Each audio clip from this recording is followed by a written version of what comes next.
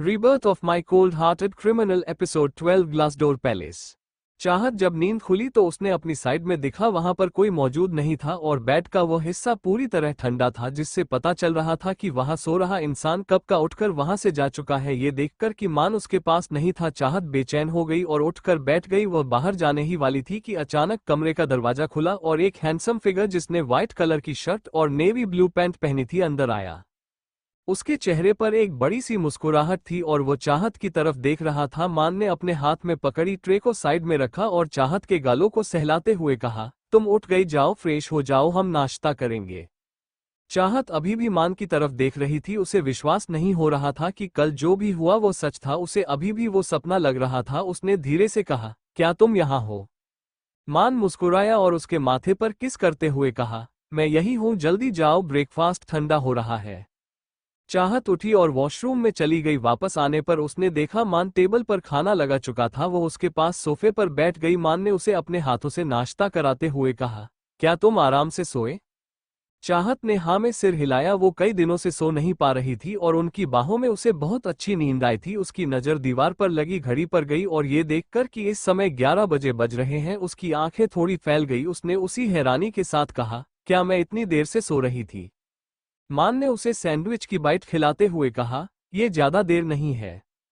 चाहत मान की तरफ देख रही थी जो उसकी जिंदगी में सुकून लाया था और उसने कहा, तुम ऑफिस नहीं गए? मान ने उसके चेहरे को टिश्यू पेपर से साफ करते हुए कहा, तुम तैयार हो जाओ, हमें ऑफिस निकलना है, हमारी इंपॉर्टेंट मीटिंग है जो हमने कल नहीं की थी। चाहत ने कुछ नहीं कहा और उठकर कमरे से बाहर जाने लगी कि तभी मान ने उसका हाथ पकड़ते हुए कहा, तुम कहाँ जा रही हो?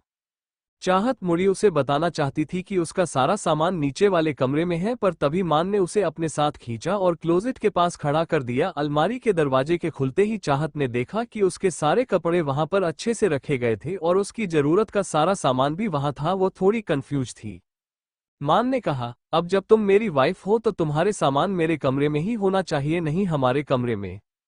ये कहकर उसने एक ग्रीन कलर की साड़ी चाहत को देते हुए कहा, इसे पहनो। चाहत ने बिना एक शब्द कहे मान के हाथ से वो कपड़े लिए और वॉशरूम में चली गई। थोड़ी देर बाद किसी आवाज से मान का ध्यान टूटा। उसने फोन से नजरें हटाकर सामने देखा और उसकी सांसें थम गई। ग्रीन कलर की साड़ी में वो सामने खड़ी थी। उसके हाथों में ग्रीन कलर की चूड़ियां थी, बाल हमेशा की तरह जुड़े में बने थे और उनके बीच हल्का सा सिंदूर था। गले में छोटा सा मंगलसूत्र और कानों में डायमंड के छोटे इयररिंग। वो बहुत ज्यादा खूबसूरत लग रही थी। वो उठा और उसने चाहत के पास पहुंचकर उसे पीछे से गले लगाते हुए कहा, तो मेरी वाइफ रेडी है? चाहत ने सिर उठाकर मान के चेहरे को देखा और उसकी आंखों में नरमी आ गई। उसने हाँ में सर हिलाया, उसे अपनी तरफ मुड़ते हुए उसके चेहरे को अपने हाथों में भरा और कहा, तुम बहुत ब्यूटीफुल लग रही हो। चाहत ने बिना कुछ कहे अपनी नजरों को नीचे झुका लिया। उसका ऐसा रिएक्शन देख मान खुशी से फूली नहीं समा रहा था। उसने जल्दी से झुककर उसके होठों पर एक किस कर दी। वो सिर्फ उसके होठों को छूकर उससे अलग होना चाहता था, पर जैसे ही उसने चाहत की मदहोश कर देने वाली खुशबू को महसूस किया, वो खुद को कंट्रोल नहीं कर पाया और उसे पैशनेटली किस करने लगा। चाहत भी अपने दोनों हाथ मान के गले में डालकर उसका साथ दे रही थी। दोनों की आंखें इस वक्त बंद थी और अपनी सांसों की गर्मी को एक दूसरे की शरीर में गुजरता हुआ महसूस कर सकते थे। मान चाहत से अलग हुआ। उसने उसे धक्का देकर दीवार से सटाकर खड़ा कर दिया कि दोनों हाथों को अपने हाथों में पकड़ते हुए उसने अपनी जलती हुई निगाहों से उसे देखा और फिर झुककर उसकी गर्दन और उसके नीचे के हिस्से पर किस करने लगा। चाहत को समझ नहीं आ रहा था कि वह क्या करे। वो खामोश खड़ी उस एहसास को महसूस कर रही थी जो उसे बादलों की तरह हवा में ले जा रहा था। हर किस और बाइट के साथ उसकी पकड़ मान की हाथ पर मजबूत होती जा रही थी। वह अपनी तेज हो चुकी सांसों और धड़कन के साथ कुछ सोच रही थी। उसके दिमाग में सिर्फ मान के ख्याल आ रहे थे और उसकी सारी बुरी यादें और अतीत एक पर्दे के पीछे छूट चुका था। वो अपने होश में एक कपकपाहट के साथ बाहर है जो उसे अपने पेट पर हो रहे नर्म एहसास से हो रही थी। मान चाहत की स्टमक पर किस कर रहा था। उसका एक हाथ चाहत की कमर पर था और दूसरे हाथ से उसने उसके दोनों हाथों को पकड़ा हुआ था। अपने सिर को ऊपर उठाते हुए चाहत ने अपनी कर्कश आवाज में कहा, मान मान रुक जाओ। मान जो पूरी तरह चाहत में खो चुका था अलग हुआ और उसके गुलाबी चेहरे को देखने लगा। चाहत को जब महसूस हुआ कि वह गर्माहट और सुकून उससे दूर हो गया है तो उसने अपनी आंखें खोली। उसकी आंखें हल्की सी नम थी जो खुशी के कारण आंसुओं से भीग चुकी थी। Glassdoor palace. चाहत इस समय मान की बाहों में थी जो प्यार से उसे देख रहा था। मान ने अपना एक हाथ उसके चेहरे पर रखते हुए कहा, एक बार और मेरा नाम पुकारो।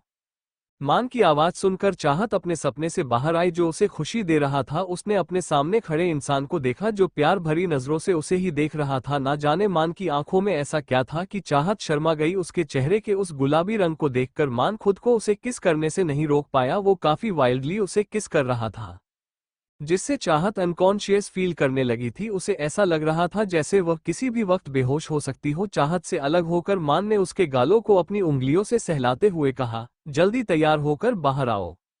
ये कहते हुए वो तेज कदमों से उस कमरे से चला गया, क्योंकि वो जानता था कि अगर वह थोड़ी देर और रुका तो वो खुद को कंट्रोल नहीं कर पाएगा। चाहत बंद दरवाजे की तरफ देख रही थी और फिर उसकी नज़र खुद की हालत पर गई। उसका पल्लू नीचे गिर चुका था और उसकी बॉडी का काफी हिस्सा रिवीलिंग था, जिस पर मान के बाइट्स के निशान दिख रहे थे। उसने जल्दी से खुद को ठीक किया और डॉक्यूमेंट्स लेकर बाहर चली गई। बाहर पहुंचने पर उसने देखा मान व्हाइट कलर की एक स्पोर्ट्स कार में बैठा उसका इंतजार कर रहा था। वो कार बिल्कुल न्यू लग रही थी, जैसे उसे आज ही वहां लाया गया हो। मान ने गाड़ी का हॉर्न बजाया, जिससे चाहत होश में आई और जल्दी से दूसरी तरफ का दरवाजा खोलकर बैठ गई। वो स्पोर्ट्स करो दिल्ली की सड़कों पर दौड़ रही थी और कई सारे लोग उसकी तरफ देख रहे थे। वो एक लिमिटेड एडिशन कार थी जिसके सिर्फ 7 मॉडल बने थे और उन्हें भी खरीदना बहुत मुश्किल था। मान ने चाहत से कहा, तुमने मीटिंग के बारे में सब पता कर लिया है ना? चाहत ने हाँ में सिर हिलाया और कहा, वो 2 घंटे बाद है। कहते हुए उसकी नज़र बार बार फाइल पर लिखे नाम पर जा रही थी, बजाज एम्पायर। पता नहीं क्यों पर उसे ये नाम पढ़कर एक नेगेटिव फीलिंग आ रही थी। मान मुस्कुराते हुए ड्राइव कर रहा था। उसने कहा, तुम्हें पता है शादी के बाद ये हमारी फर्स्ट ड्राइव है। मैं तुम्हें इसी तरह ड्राइव पर ले जाया करूंगा। हम कई सारी जगह जाएंगे और हमें हनीमून पर भी तो जाना है। चाहत शांति से मान की बातें सुन रही थी। उसकी आखिरी कही शब्द को सुनकर उसके दिल की धड़कन तेज हो गई। वह मुड़कर मान के हैंडसम फेस की तरफ देखने लगी जो धूप की रोशनी से चमक रहा था। इससे पहले कि वो कुछ कहती उनकी गाड़ी की टक्कर सामने आ रही कार से हो गई, जिससे चाहत का सिर डैशबोर्ड से टकरा गया। मान को खुद को संभालने में वक्त लगा। उसने जल्दी से मुड़कर चाहत की तरफ देखा और उसे सीधा बिठाते हुए कहा, तुम ठीक हो?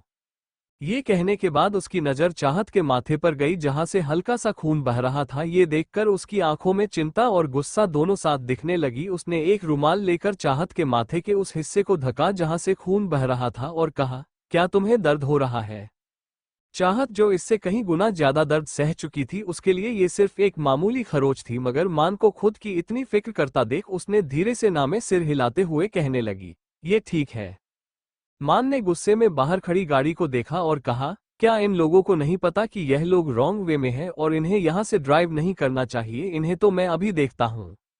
ये कहते हुए वो जल्दी से कार से उतर गया। सामने खड़ी कार बिल्कुल उसी की कार की तरह थी और दोनों की टक्कर इतनी बुरी हुई थी कि वह दोनों ही डैमेज हो गई थी। कार की विंडो को नॉक करते हुए उसने कहा, हेलो मिस्टर, बाहर आओ। शीशा धीरे से नीचे हुआ और 2 जोड़ी काली खतरनाक आंखें उसमें से दिखने लगी। इंसान शांत से मान की तरफ देख रहा था। उसने मुस्कुराते हुए कहा, मैं आपकी क्या मदद कर सकता हूं? मान को उसकी यह बात सुनकर और गुस्सा आ गया। उसने कहा, एक तो तुमने मेरी कार डैमेज कर दी और ऊपर से तुम कह रहे हो कि तुम मेरी क्या मदद कर सकते हो? तुम्हारे कारण मेरी वाइफ को चोट लग गई है। ये सुनते ही उस आदमी के चेहरे के भाव बदल गए। उसने उसको फिक्र जताते हुए कहा, अच्छा माफ करना, मैं भूल गया था कि यहाँ से ड्राइव नहीं करना है। मैं यहाँ से नहीं जाता। अपनी वाइफ का ख्याल रखना। क्या पता अगली बार चोट इससे ज्यादा गंभीर हो और वो जिंदा ना बचे।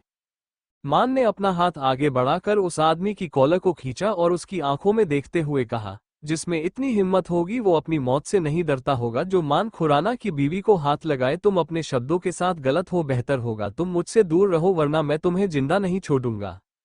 उसे उस इंसान की कहे शब्द बिल्कुल पसंद नहीं आ रहे थे, जो उसे एक खतरे की तरह सुनाई दे रही थी। ना जाने क्यों उसे उस आदमी की आंखें उसे ऐसी लग रही थी जैसे वो सिर्फ लोगों की मौत देखना पसंद करती हो। मान ने जल्दी से उसे छोड़ा, अपने कार में बैठकर वहां से निकल गया। कार में बैठा आदमी, उन्हें तब तक देखते रहो जब तक वो उनकी नजरों से गायब नहीं हो गए। उसने अपने फोन से किसी को फोन करते हुए कहा, गाड़ी भेजो। थोड़ी देर बाद कई सारी ब्लैक कलर की कार से रोड पर आई और इनमें से काले कपड़े पहने कई लोग बाहर आए, जिनके कॉलर के साइड में एक अजीब से सिंबल बना था। सिंबल आग की लपटों की तरह दिख रहा था। आदमी व्हाइट स्पोर्ट्स कार से बाहर आया और उसने उसे देखते हुए कहा, इसे फेंक दो। ये कहकर वो रोल्स रॉयल में बैठा और बाकी बॉडीगार्ड के साथ वहां से निकल गया। खुराना कॉरपोरेशन ऑफिस पहुंचने के बाद मान अपनी प्राइवेट लिमिटेड से चाहत तो सीधा अपने केबिन में ले गया। उसके सिर को ऊपर उठाते हुए उसने मेडिकल बॉक्स से उसके माथे पर लगी चोट को साफ करना शुरू किया। चाहत उसके चेहरे को देख रही थी जो इस वक्त काफी परेशान था। उसे किसी भी तरह के दर्द का एहसास नहीं हो रहा था क्योंकि वह इससे 100 गुना ज्यादा दर्द सह चुकी थी। मान ने फूंक मारते हुए कहा, क्या तुम्हें दुख रहा है? चाहत ने बिना किसी भाव में सिर हिलाया और मान के हाथ को पकड़ते हुए कहा, ये ठीक है। मैंने गुस्से में उसे घूरा और वापस वहां पर दवाई लगाते हुए कहा, ये ठीक कैसे हो सकता है? देखो तुम्हें कितना गहरा कट लगा है। मुझे लगता है हमें डॉक्टर के पास जाना चाहिए। चाहत ने खुद को उससे छुड़ाया और शीशे के सामने खड़े होकर वो खुद की ड्रेसिंग की। उसने वो सब इतने अच्छे से किया था कि वह काम किसी डॉक्टर के किए हुए काम से भी अच्छा लग रहा था। उसने मुड़कर मान की तरफ देखकर कहा, क्या ये ठीक है? मान ने हैरान होकर उसकी तरफ देखा और कहा, तुम खुद का इलाज खुद कर लेती हो। चाहत के पास उसे कहने के लिए शब्द नहीं थे। वह उसे कैसे बताती कि वह मास्टर डी है जिसने इतने ऑपरेशन किए थे कि अब वह आंखें बंद कर भी कभी किसी का इलाज कर सकती थी। और बात रही खुद की तो उसने कई बार खुद के शरीर से गोलियां निकाली थी और चाकू के निशाने पर खुद ही टाँके लगाए थे। मिशन के दौरान उनके पास छोटी सी मेडिकल किट के अलावा और कुछ मौजूद नहीं होता था जिस कारण उसे ये सब आ गया था। मान ने उसे अपनी तरफ खींचकर उसकी चोट लगी जगह को चूमते हुए कहा, सॉरी मुझे ध्यान से ड्राइव करना चाहिए था। चाहत ने कुछ नहीं कहा और उससे दूर होकर फाइल उठा ली। मान ने उसे पीछे से गले लगाते हुए कहा, काम काम काम, तुम सिर्फ काम करते हो, कभी अपने पति को भी टाइम दिया करो। चाहत उस इंसान की तरफ देख रही थी जिससे उसकी कल ही शादी हुई थी। उसने कहा, हमारी मीटिंग है। मान ने कहा, मैं ये कंपनी बंद कर दूंगा। देखो ना, इसके कामों के कारण मुझे तुम्हारे साथ टाइम ही बताने को नहीं मिलता। चाहत ने उसे ऐसे देखा जैसे कह रही हो कि वो उसके साथ 24 घंटे में से ज्यादातर समय रहती थी। उसकी आंखों में दिख रही जवाब को पढ़ते ही मान ने अपने सिर को खुजाते हुए कहा, ठीक है, पर तब भी हम काम ही तो करते हैं। चाहते कुछ नहीं कहा तभी केबिन का दरवाजा नॉक हुआ। मान चाहत से अलग हुआ और उसने अपना फेस सीरियस करते हुए कहा, कम इन। विकास अंदर आया और वो कुछ कहने वाला था कि उसकी नजर चाहत पर गई और उसका मुंह खुला का खुला रह गया। वहां आंखें फाड़कर उसे देख रहा था लड़की जो ग्रीन कलर की साड़ी में अपनी फेयर स्किन के साथ बहुत खूबसूरत लग रही थी। गले का मंगलसूत्र और माथे का सिंदूर उसे एक अलग ही नूर दे रहा था। मान ने जब विकास को चाहता देखते देखा तो उसने अपनी सख्त आवाज में कहा, क्या कुछ बात करनी थी? मान की आवाज सुनकर विकास ने कहा, वो मीटिंग करने आ गए हैं। ये कहते हुए उसकी नजर फिर से चाहत पर गई और उसने डाउटफुली मान से कहा, सर आपने सच में शादी कर ली? उसे लगा कि कल मान उससे मजाक कर रहा था पर उसे नहीं सोचा था कि वो सच में चाहत से शादी कर लेगा। ये सुनकर मान मुस्कुराया और उसने चाहत की कंधे पर हाथ रखते हुए कहा, मीट मैसेज खुराना तुम्हारी लेडी बॉस। ये सुनकर विकास का दिल एक पल के लिए कांप उठा। उसका बॉस जो बचपने से भरा था और मस्ती करता रहता था, उसने एक ऐसी लड़की को चुना था जिसके पास सिर्फ और सिर्फ रूखापन था। उसे समझ नहीं आ रहा था कि वो उसे अपनी लेडी बॉस के रूप में कैसे एक्सेप्ट करे। वो अपने ख्यालों से बाहर अपने फोन की रिंग की आवाज से आया। उसने जल्दी से कॉल रिसीव करा और थोड़ी देर बात करके उसने कॉल करके कहा, सर बजाज एम्पायर के सीईओ आपसे मिलने आए हैं। ये सुनकर मान और चाहत दोनों की आंखें गहरी हो गई। चाहत ने बिना किसी भाव के कहा, मीटिंग रूम। ये कहकर वह आगे बढ़ गई। वो नहीं जानती थी कि क्यों, पर वह प्रत्युष बजाज से मिलने के लिए बहुत ज्यादा डेस्परेट थी। मान चाहत के पीछे चल रहा था। विकास ने उसे देखते हुए सोचा कि उसके बॉस अब अपनी वाइफ की असिस्टेंट बनकर घूम रहे हैं। थोड़ी देर बाद बड़ा सा मीटिंग हॉल काले कपड़े पहने कई सारे लोगों से भरा था। वो मौजूद सिर्फ 3 लोग ही अलग रंग के कपड़ों में थे। मान को वहां का एनवायरनमेंट बिल्कुल अच्छा नहीं लग रहा था। उसे एक नेगेटिव फीलिंग आ रही थी। बिना किसी भाव के बैठे हुए लोग उसे बिल्कुल अच्छी नहीं लग रहे थे। उसे उन्हें देखकर ऐसा लग रहा था जैसे वह भी चाहत के फैमिली मेंबर हो, क्योंकि इसमें वो सभी उसी की तरह एक स्पेशल लेकर बैठे थे। विकास ने जॉन की तरफ देखा और कहा, आपके बॉस कहाँ है? जॉनी ने घड़ी में देखते हुए कहा, वो आ रहे होंगे। मान ने भी समय देखा। वो लोग से आधे घंटे से वहां बैठकर उस इंसान का इंतजार कर रहे थे। उसने थोड़े परेशान होते हो कहा, क्या वो नहीं आ रहे हैं? तो फिर आप लोगों ने इतनी जल्दी मीटिंग का टाइम क्या फिक्स किया? जॉन ने मान की तरफ देखा और अजीब तरीके से मुस्कुराने लगा। तभी एक ठंडी और दिल को कांपने पर मजबूर करने वाली आवाज उनके कान में आई, क्या मेरा इंतजार करना इतना महंगा है या मैंने आप लोगों को कुछ ज्यादा ही परेशान कर दिया? उसकी आवाज सर्द थी और वह कमरे में ठंड का माहौल ले आई थी। मान ने दरवाजे की तरफ देखा। एक हैंडसम आदमी जिसकी हाइट 6.2 इंच थी वो वहां चलकर आ रहा था। उसकी गहरी काली आंखें मान पर टिकी हुई थी और उसकी स्ट्रांग पर्सनैलिटी उसे एक डेंजरस ऑरा दे रही थी। मान खड़ा हुआ और उसने उसे हाथ मिलाते हुए कहा, प्रत्युष बजाज। नैतिक तिवारी ने मुस्कुराकर कहा, हाँ मैं ही प्रत्युष बजाज हूँ, उम्मीद है आपको मुझसे मिलकर निराशा नहीं हुई होगी। मान मुस्कुराया और उसने कहा, ऐसी बात नहीं है, असल में सुबह के समय एक हादसा हो गया था जिस कारण मेरा मूड थोड़ा अपसेट था। ये कहकर उसने चाहत की तरफ देखा। नैतिक तिवारी की नजर भी चाहत पर गई जिसे अब वो अच्छे से साफ साफ देख सकता था। फेयर चेहरे वाली लड़की बिना किसी भाव के सामने देख रही थी। उसकी आंखें गहरी थी और उनमें छुपी हुई आग नैतिक तिवारी देख सकता था। उसके होंठ गुलाब की तरह गुलाबी थे और उसका बिना भाव वाला चेहरा उसे और ज्यादा अट्रैक्टिव दिखा रहा था। प्रत्युष बजाज एक तक उसे देख रहा था। उसकी नजर सिर्फ उसकी आंखों पर थी जो उसे एक जाने पहचाने इंसान की याद दिला रही थी, लेकिन उसकी पर्सनैलिटी और उसका लुक उस इंसान से बहुत अलग था जिसे वह ढूंढ रहा था। अपने ख्यालों को झटकते हुए वह एक कुर्सी खींचकर बैठ गया। एक फाइल हाथ में लेकर उसने कहा, मिस्टर मान खुराना, काफी सुना है आपका नाम, इसीलिए आपके साथ बिजनेस करने की बहुत इच्छा थी और देखिए मुझे वो मौका मिल गया। मान ने अपनी हाथ में पकड़े पेपरवेट को घुमाते हुए कहा, पर मैंने आपका नाम कभी नहीं सुना मिस्टर प्रत्युष बजाज। मैं काफी सालों से बिजनेस इंडस्ट्री में हूं पर इस नाम के किसी इंसान के बारे में मैं नहीं जान पाया। ये सुनकर नैतिक तिवारी रहस्यमयी तरीके से मुस्कुराया और उसने कहा, ये समझ लीजिए कि मैं अचानक से ही आया हूं और आपका सब कुछ आपसे लेने वाला हूं। चाहत ध्यान से नैतिक तिवारी को देख रही थी। उसकी आखिरी बात सुनकर उसकी आंखें गहरी हो गई और उसके हाथों की मुट्ठियां बन गई। भले ही कोई समझे ना समझे पर उसकी मजाक वाली आवाज में कही गई बात में छुपी धमकी को चाहत समझ गई थी। उसे भी नैतिक तिवारी की तरह ही फीलिंग आ रही थी जैसे वो उसे जानती हो। उसकी नजर बार बार उसके कान के हिस्से पर जा रही थी। वो उस मंजर को कभी नहीं भूल पाई थी जब उसने बेरहमी से लोगों को मार डाला था और नैतिक तिवारी के बचकर भागते समय से उस पर वार करके उसके एक कान को काट दिया था। पर उसके सामने बैठे इंसान पूरी तरह से सही था और उसके पास उसके दोनों कान भी थे। ये सोचकर कि शायद अपने दिमाग में ज्यादा ख्याल बना रही है, उस बात को छोड़ना सही समझा और आगे सुनने लगी। जॉन ने खड़े होते हुए कहा, हमारे सर आपके साथ बिजनेस डील के साथ पार्टनरशिप भी करना चाहते हैं। वह चाहते हैं कि आप हमारी कंपनी के साथ मर्ज करके बिजनेस करें। मान ने अपना हाथ हवा में लहराते हुए कहा, इसकी जरूरत नहीं है, मैं इस काम को अपनी पसंद के लिए करता हूं, ना कि पैसा कमाने के लिए। यह मेरा शौक है और मैं इसे दूसरों के साथ मिलकर बर्बाद नहीं करना चाहता। हम अपने उस कॉन्ट्रैक्ट के बारे में बात करते हैं जो आप यहां लेकर आए हैं। आपके हिसाब से इस प्रोजेक्ट में हम साथ में काम कर सकते हैं, लेकिन इसका टाइम काफी ज्यादा नहीं है। ये प्रोजेक्ट पूरे 7 महीने तक चलेगा और इसकी टाइम लिमिट बढ़ भी सकती है। अगर हम इतना टाइम एक ही काम पर लगाएंगे तो इससे हमारे बाकी काम रुक जाएंगे। आगे की कहानी जानने के लिए पढ़ते रहिए my cold heart lover. The devil Khurana corporation office पहुंचने के बाद मान अपनी प्राइवेट लिमिटेड से चाहत तो सीधा अपने केबिन में ले गया। उसके सिर को ऊपर उठाते हुए उसने मेडिकल बॉक्स से उसके माथे पर लगी चोट को साफ करना शुरू किया। चाहत उसके चेहरे को देख रही थी जो इस वक्त काफी परेशान था। उसे किसी भी तरह के दर्द का एहसास नहीं हो रहा था क्योंकि वह इससे 100 गुना ज्यादा दर्द सह चुकी थी। मान ने फूंक मारते हुए कहा, क्या तुम्हें दुख रहा है? चाहत ने बिना किसी भाव में सिर हिलाया और मान के हाथ को पकड़ते हुए कहा, ये ठीक है। मैंने गुस्से में उसे घूरा और वापस वहां पर दवाई लगाते हुए कहा, ये ठीक कैसे हो सकता है? देखो तुम्हें कितना गहरा कट लगा है, मुझे लगता है हमें डॉक्टर के पास जाना चाहिए। चाहत ने खुद को उससे छुड़ाया और शीशे के सामने खड़े होकर वो खुद की ड्रेसिंग की। उसने वो सब इतने अच्छे से किया था कि वह काम किसी डॉक्टर के किए हुए काम से भी अच्छा लग रहा था। उसने मुड़कर मान की तरफ देखकर कहा, क्या ये ठीक है? मान ने हैरान होकर उसकी तरफ देखा और कहा, तुम खुद का इलाज खुद कर लेती हो।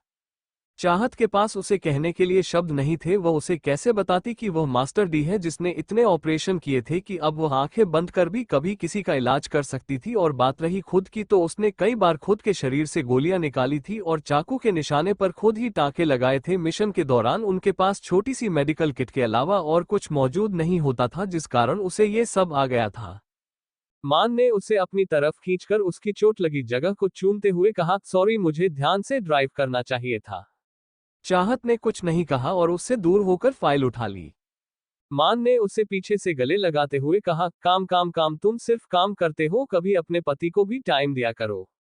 चाहत उस इंसान की तरफ देख रही थी जिससे उसकी कल ही शादी हुई थी। उसने कहा, हमारी मीटिंग है।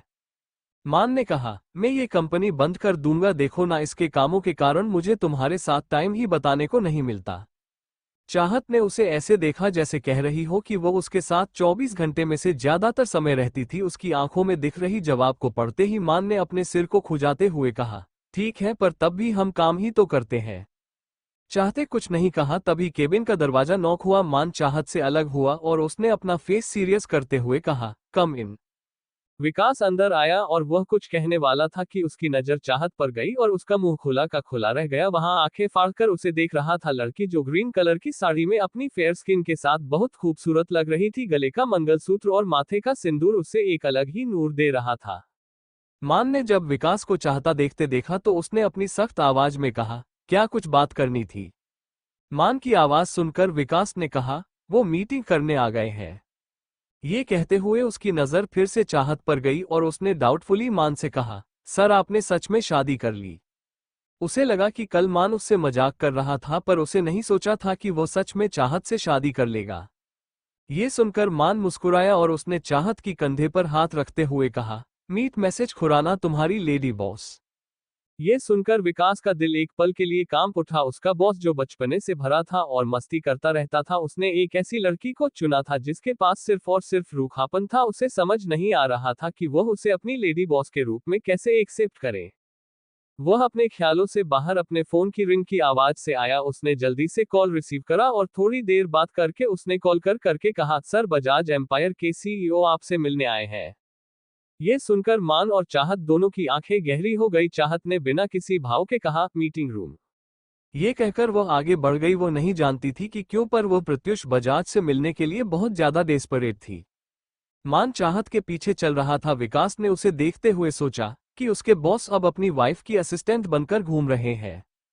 थोड़ी देर बाद बड़ा सा मीटिंग हॉल काले कपड़े पहने कई सारे लोगों से भरा था। वो मौजूद सिर्फ 3 लोग ही अलग रंग के कपड़ों में थे।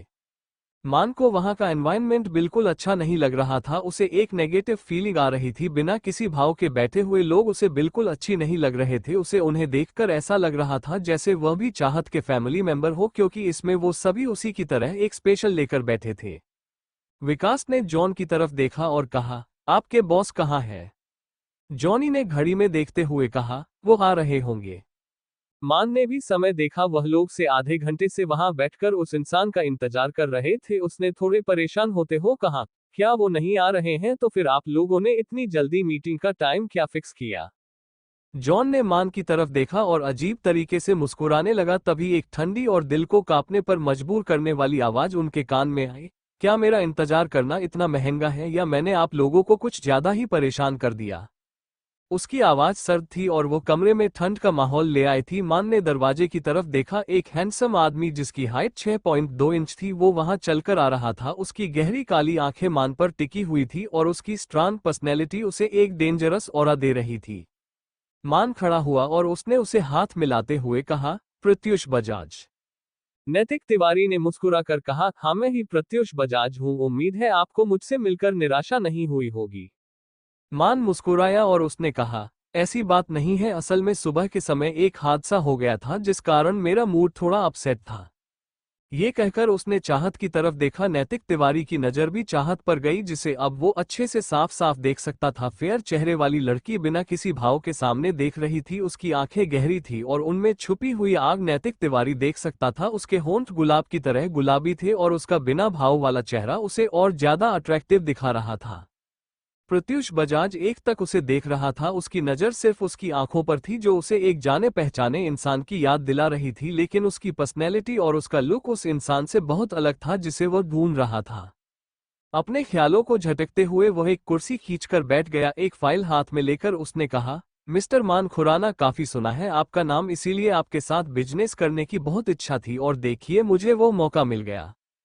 मान ने अपनी हाथ में पकड़े पेपरवेट को घुमाते हुए कहा, पर मैंने आपका नाम कभी नहीं सुना मिस्टर प्रत्युष बजाज। मैं काफी सालों से बिजनेस इंडस्ट्री में हूं पर इस नाम के किसी इंसान के बारे में मैं नहीं जान पाया। ये सुनकर नैतिक तिवारी रहस्यमयी तरीके से मुस्कुराया और उसने कहा, ये समझ लीजिए कि मैं अचानक से ही आया हूं और आपका सब कुछ आपसे लेने वाला हूं। चाहत ध्यान से नैतिक तिवारी को देख रही थी। उसकी आखिरी बात सुनकर उसकी आंखें गहरी हो गई और उसके हाथों की मुट्ठियां बन गई। भले ही कोई समझे ना समझे, पर उसकी मजाक वाली आवाज में कही गई बात में छुपी धमकी को चाहत समझ गई थी। उसे भी नैतिक तिवारी की तरह ही फीलिंग आ रही थी, जैसे वो उसे जानती हो।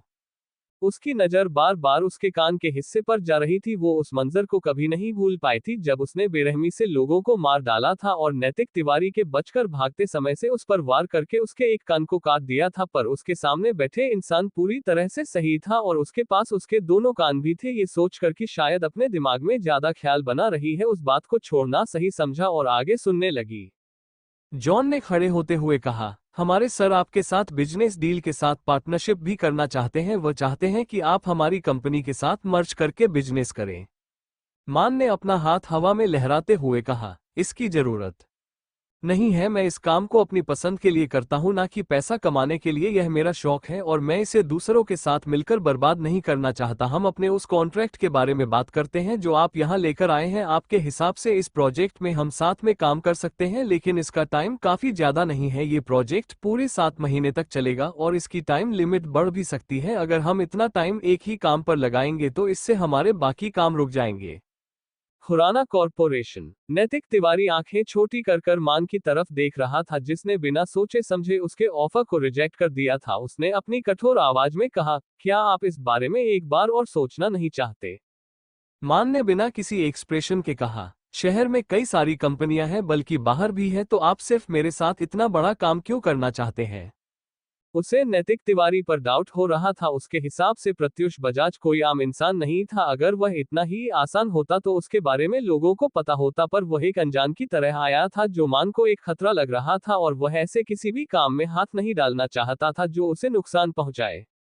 हार मानते हुए प्रत्युष बजाज ने अपने हाथ में पकड़ी फाइल को मान की तरफ देते हुए कहा, ठीक है, तो हम इस डील को ही फाइनल करते हैं। जैसा कि आपने कहा कि ये 4 महीने में पूरी हो सकती है, तो अब मैं भी देखना चाहता हूं कि आप में ये काबिलियत है कि नहीं।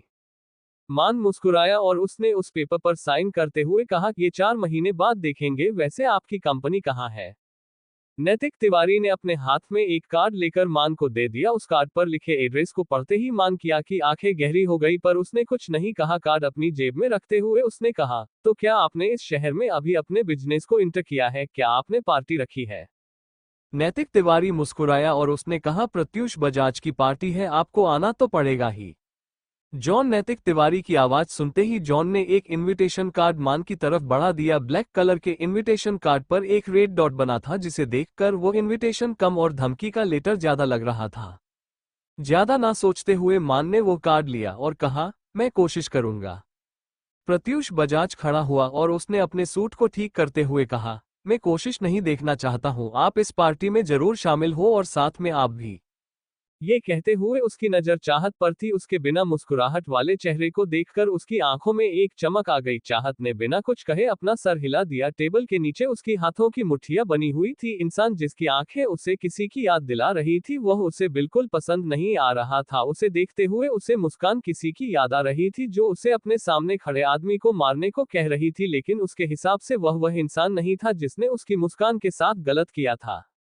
थोड़ी देर बाद मीटिंग हॉल खाली हो गया। मान ने अपने हाथ में पकड़े कॉन्ट्रैक्ट की फाइल देखा और कहा, तुम्हें क्या लगता है इसमें कुछ गलत है? चाहत जो लैपटॉप में बजाज एम्पायर को सर्च कर रही थी, उसने बिना अपना सिर उठाए कहा, यह तुम्हें खुद समझना होगा।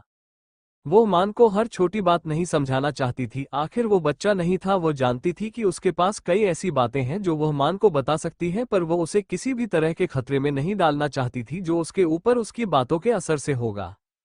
मान ने चाहत के पास झुकते हुए उसके कान में कहा, मीटिंग हो गई है तो तुम्हें नहीं लगता हमें कुछ एक्साइटेड करना चाहिए?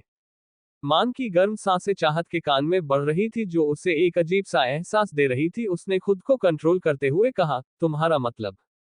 मान ने उसके कान पर हल्के से किस करते हुए कहा, यही कि अब यहाँ पर तुम्हारा बॉस नहीं तुम्हारा हस्बैंड बैठा है, तो क्या तुम्हें एक वाइफ की ड्यूटी नहीं निभानी चाहिए? चाहत ने अपना सिर उठाया और कहा, वह क्या होती है? मान मुस्कुराया। उसके सामने बैठी लड़की को देखा जो कभी कभी उसे भोलापन दिखाती थी, जो उसे बहुत प्यारा लगता था। उसके सिर को सहलाते हुए कहा, वो कुछ नहीं है, तुम बस मेरे पास रहो। ये कहते हुए उसने खींचकर उसे अपनी गोद में बिठा लिया, उसकी कमर पर अपने हाथ लपेटे हुए उसने अपना सिर उसके कंधे पर रख दिया। आंखें बंद करते हुए वह चाहत के शरीर की खुशबू को महसूस कर रहा था जो उसे एक सुकून दे रही थी। एक एम्प्लॉय मीटिंग हॉल के पास से किसी काम से गुजर रही थी। उसने वह सीन देखा, खिड़की के बाहर खड़े होकर वह उस नज़ारे को देख रही थी और उसकी आंखें बड़ी बड़ी हो चुकी थी। उसने जल्दी से उन दोनों का एक फोटो ले लिया और मुस्कुराते हुए वहां से चले गई। सूर्यवंशी हाउस चहल पहल के माहौल में सारे लोग खुश दिख रहे थे और सजावट के कामों को देख रहे थे। हर एक इंसान वहां बिजी था और जल्दी जल्दी कामों को निपटाने की कोशिश कर रहा था। वहीं सोफे के एक कोने पर एक लड़की अपना सिर झुकाकर बैठे अपने फोन की तरफ देख रही थी। उसकी खाली आंखें स्क्रीन पर दिख रहे एक नंबर पर थी जिससे उसे कई बार कॉल आ चुके थे, लेकिन उसने एक भी रिसीव नहीं किया था। वह उस फोन को बंद करने ही वाली थी कि उसने फिर से एक मैसेज देखा। इस बार उसने वह मैसेज ओपन करा। उसमें लिखा था, तुम्हें क्या लगता है तुम मुझसे भाग सकती हो, किसी और से शादी कर सकती हो? नहीं, तुम गलत हो। देखना यह है कि आने वाले 2 दिनों में क्या होता है। मैं उस चीज को किसी को नहीं देता जिसे मैं पसंद करता हूँ, और तुम तो वह हो जिसने खुद मुझे अपने आप को दिया था। तो ये तो भूल ही जाओ कि तुम किसी और की हो सकती हो। एंजॉय कर लो आने वाले 2 दिन, क्योंकि तीसरे दिन तुम्हें मेरे साथ ही रहना है। खुशी ने फोन को बंद करा। मैसेज को पढ़ते हुए उसकी दिल की धड़कन बहुत तेज हो चुकी थी। जब से उसे पता चला था कि विराज उनका चीफ है, उसे उससे थोड़ा डर लगने लगा था। उनके चीफ के बारे में यह अफवाह थी कि वह किसी भी काम को पूरा करे बिना नहीं छोड़ देते और वह बहुत ज्यादा क्रूवल थे। कई सारे मिशन उन्होंने अकेले हैंडल किए थे और इसीलिए खुशी उनकी बहुत इज्जत करती थी। पर यह जानकर कि वह इंसान जिसकी इज्जत करती थी और जिसे अपना आइडल मानती थी वो उसे अपना बनाना चाहता था, ये सोचकर उसका दिल अजीब तरीके से धड़क रहा था। वह अपनी सोच में ही थी कि उसकी माँ उसके पास आकर बैठी। उन्होंने उसके सर पर हाथ रखते हुए कहा, तुम क्या सोच रही हो? तुम जब से आए हो तब से गुमसुम हो, तुम्हें ना एक शब्द का है ना कुछ खाया है। खुशी ने उन्हें देखा और कहा, मिसेज दीप्ति धनराज, बेहतर होगा आप इस बारे में मुझसे बात नहीं करें। जो माँ अपनी बेटी को जबरदस्ती किसी ऐसे इंसान से शादी करने पर मजबूर कर सकती है जिससे वह प्यार भी नहीं करती, उससे मैं बात नहीं करना चाहती। अरे हाँ, आप तो मेरी माँ ही नहीं है। माँ तो वह होती है जो बच्चे को समझती है, पर आपने मुझे कभी नहीं समझा, कभी प्यार से अपने पास बिठाकर खाना नहीं खिलाया है, ना ही मेरे सर पर हाथ फेरा है। तो ये झूठा दिखावा दूसरों के सामने ही करिए। खुशी के कड़वे शब्द सुनकर दीप्ति जी का हाथ पीछे हो गया। उन्होंने अपनी धीमी आवाज में कहा, ऐसी बात नहीं है, तुम मेरी बेटी हो। खुराना कॉरपोरेशन। नैतिक तिवारी आंखें छोटी कर कर मान की तरफ देख रहा था जिसने बिना सोचे समझे उसके ऑफर को रिजेक्ट कर दिया था। उसने अपनी कठोर आवाज में कहा, क्या आप इस बारे में एक बार और सोचना नहीं चाहते? मान ने बिना किसी एक्सप्रेशन के कहा, शहर में कई सारी कंपनियां हैं, बल्कि बाहर भी है, तो आप सिर्फ मेरे साथ इतना बड़ा काम क्यों करना चाहते हैं? उसे नैतिक तिवारी पर डाउट हो रहा था। उसके हिसाब से प्रत्युष बजाज कोई आम इंसान नहीं था। अगर वह इतना ही आसान होता तो उसके बारे में लोगों को पता होता, पर वह एक अनजान की तरह आया था जो मान को एक खतरा लग रहा था और वह ऐसे किसी भी काम में हाथ नहीं डालना चाहता था जो उसे नुकसान पहुंचाए। हार मानते हुए प्रत्युष बजाज ने अपने हाथ में पकड़ी फाइल को मान की तरफ देते हुए कहा, ठीक है, तो हम इस डील को ही फाइनल करते हैं। जैसा कि आपने कहा कि ये 4 महीने में पूरी हो सकती है, तो अब मैं भी देखना चाहता हूं कि आप में ये काबिलियत है कि नहीं। मान मुस्कुराया और उसने उस पेपर पर साइन करते हुए कहा, ये 4 महीने बाद देखेंगे। वैसे आपकी कंपनी कहाँ है? नैतिक तिवारी ने अपने हाथ में एक कार्ड लेकर मान को दे दिया। उस कार्ड पर लिखे एड्रेस को पढ़ते ही मान की आंखें गहरी हो गई, पर उसने कुछ नहीं कहा। कार्ड अपनी जेब में रखते हुए उसने कहा, तो क्या आपने इस शहर में अभी अपने बिजनेस को इंटर किया है? क्या आपने पार्टी रखी है? नैतिक तिवारी मुस्कुराया और उसने कहा, प्रत्युष बजाज की पार्टी है, आपको आना तो पड़ेगा ही। जॉन। नैतिक तिवारी की आवाज सुनते ही जॉन ने एक इनविटेशन कार्ड मान की तरफ बढ़ा दिया। ब्लैक कलर के इनविटेशन कार्ड पर एक रेड डॉट बना था जिसे देखकर वो इनविटेशन कम और धमकी का लेटर ज्यादा लग रहा था। ज्यादा ना सोचते हुए मान ने वह कार्ड लिया और कहा, मैं कोशिश करूंगा। प्रत्युष बजाज खड़ा हुआ और उसने अपने सूट को ठीक करते हुए कहा, मैं कोशिश नहीं देखना चाहता हूं, आप इस पार्टी में जरूर शामिल हो और साथ में आप भी। ये कहते हुए उसकी नजर चाहत पर थी। उसके बिना मुस्कुराहट वाले चेहरे को देखकर उसकी आंखों में एक चमक आ गई। चाहत ने बिना कुछ कहे अपना सर हिला दिया। टेबल के नीचे उसकी हाथों की मुट्ठियां बनी हुई थी। इंसान जिसकी आंखें उसे किसी की याद दिला रही थी वह उसे बिल्कुल पसंद नहीं आ रहा था। उसे देखते हुए उसे मुस्कान किसी की याद आ रही थी जो उसे अपने सामने खड़े आदमी को मारने को कह रही थी, लेकिन उसके हिसाब से वह इंसान नहीं था जिसने उसकी मुस्कान के साथ गलत किया था। थोड़ी देर बाद मीटिंग हॉल खाली हो गया। मान ने अपने हाथ में पकड़े कॉन्ट्रैक्ट की फाइल देखा और कहा, तुम्हें क्या लगता है इसमें कुछ गलत है? चाहत जो लैपटॉप में बजाज एम्पायर को सर्च कर रही थी, उसने बिना अपना सिर उठाए कहा, यह तुम्हें खुद समझना होगा। वह मान को हर छोटी बात नहीं समझाना चाहती थी, आखिर वह बच्चा नहीं था। वह जानती थी कि उसके पास कई ऐसी बातें हैं जो वह मान को बता सकती है, पर वह उसे किसी भी तरह के खतरे में नहीं डालना चाहती थी जो उसके ऊपर उसकी बातों के असर से होगा। मान ने चाहत के पास झुकते हुए उसके कान में कहा, मीटिंग हो गई है तो तुम्हें नहीं लगता हमें कुछ एक्साइटेड करना चाहिए? मान की गर्म सांसें चाहत के कान में बढ़ रही थी जो उसे एक अजीब सा एहसास दे रही थी। उसने खुद को कंट्रोल करते हुए कहा, तुम्हारा मतलब? मान ने उसके कान पर हल्के से किस करते हुए कहा, यही कि अब यहाँ पर तुम्हारा बॉस नहीं तुम्हारा हस्बैंड बैठा है, तो क्या तुम्हें एक वाइफ की ड्यूटी नहीं निभानी चाहिए? चाहत ने अपना सिर उठाया और कहा, वो क्या होती है? मान मुस्कुराया, उसके सामने बैठी लड़की को देखा जो कभी कभी उसे भोलापन दिखाती थी, जो उसे बहुत प्यारा लगता था। उसके सिर को सहलाते हुए कहा, वो कुछ नहीं है, तुम बस मेरे पास रहो। ये कहते हुए उसने खींचकर उसे अपनी गोद में बिठा लिया। उसकी कमर पर अपने हाथ लपेटे हुए उसने अपना सिर उसके कंधे पर रख दिया। आंखें बंद करते हुए वह चाहत के शरीर की खुशबू को महसूस कर रहा था जो उसे एक सुकून दे रही थी। एक एम्प्लॉय मीटिंग हॉल के पास से किसी काम से गुजर रही थी। उसने वह सीन देखा, खिड़की के बाहर खड़े होकर वह उस नज़ारे को देख रही थी और उसकी आंखें बड़ी बड़ी हो चुकी थी। उसने जल्दी से उन दोनों का एक फोटो ले लिया और मुस्कुराते हुए वहां से चले गई। सूर्यवंशी हाउस चहल पहल के माहौल में सारे लोग खुश दिख रहे थे और सजावट के कामों को देख रहे थे। हर एक इंसान वहां बिजी था और जल्दी जल्दी कामों को निपटाने की कोशिश कर रहा था। वहीं सोफे के एक कोने पर एक लड़की अपना सिर झुकाकर बैठे अपने फोन की तरफ देख रही थी। उसकी खाली आंखें स्क्रीन पर दिख रहे एक नंबर पर थी जिससे उसे कई बार कॉल आ चुके थे, लेकिन उसने एक भी रिसीव नहीं किया था। वह उस फोन को बंद करने ही वाली थी कि उसने फिर से एक मैसेज देखा। इस बार उसने वह मैसेज ओपन करा। उसमें लिखा था, तुम्हें क्या लगता है तुम मुझसे भाग सकती हो, किसी और से शादी कर सकती हो? नहीं, तुम गलत हो। देखना यह है कि आने वाले 2 दिनों में क्या होता है। मैं उस चीज को किसी को नहीं देता जिसे मैं पसंद करता हूँ, और तुम तो वह हो जिसने खुद मुझे अपने आप को दिया था। तो ये तो भूल ही जाओ कि तुम किसी और की हो सकती हो। एंजॉय कर लो आने वाले 2 दिन, क्योंकि तीसरे दिन तुम्हें मेरे साथ ही रहना है। खुशी ने फोन को बंद करा। मैसेज को पढ़ते हुए उसकी दिल की धड़कन बहुत तेज हो चुकी थी। जब से उसे पता चला था कि विराज उनका चीफ है, उसे उससे थोड़ा डर लगने लगा था। उनके चीफ के बारे में यह अफवाह थी कि वह किसी भी काम को पूरा करे बिना नहीं छोड़ देते और वह बहुत ज्यादा क्रूवल थे। कई सारे मिशन उन्होंने अकेले हैंडल किए थे और इसीलिए खुशी उनकी बहुत इज्जत करती थी। पर यह जानकर कि वह इंसान जिसकी इज्जत करती थी और जिसे अपना आइडल मानती थी वो उसे अपना बनाना चाहता था, ये सोचकर उसका दिल अजीब तरीके से धड़क रहा था। वह अपनी सोच में ही थी कि उसकी माँ उसके पास आकर बैठी। उन्होंने उसके सर पर हाथ रखते हुए कहा, तुम क्या सोच रही हो? तुम जब से आए हो तब से गुमसुम हो, तुम्हें ना एक शब्द का है ना कुछ खाया है। खुशी ने उन्हें देखा और कहा, मिसेज दीप्ति धनराज, बेहतर होगा आप इस बारे में मुझसे बात नहीं करें। जो माँ अपनी बेटी को जबरदस्ती किसी ऐसे इंसान से शादी करने पर मजबूर कर सकती है जिससे वह प्यार भी नहीं करती, उससे मैं बात नहीं करना चाहती। अरे हाँ, आप तो मेरी माँ ही नहीं है। माँ तो वह होती है जो बच्चे को समझती है, पर आपने मुझे कभी नहीं समझा, कभी प्यार से अपने पास बिठाकर खाना नहीं खिलाया है, ना ही मेरे सर पर हाथ फेरा है। तो ये झूठा दिखावा दूसरों के सामने ही करिए। खुशी के कड़वे शब्द सुनकर दीप्ति जी का हाथ पीछे हो गया। उन्होंने अपनी धीमी आवाज में कहा, ऐसी बात नहीं है, तुम मेरी बेटी हो। शाम के समय ऑफिस से निकलने के बाद मान ने कार में बैठी चाहत की तरफ देखकर कहा, तुम्हें कहाँ जाना है? चाहत बिना किसी भाव के सामने देख रही थी। उसने कहा, सूर्यवंशी हाउस।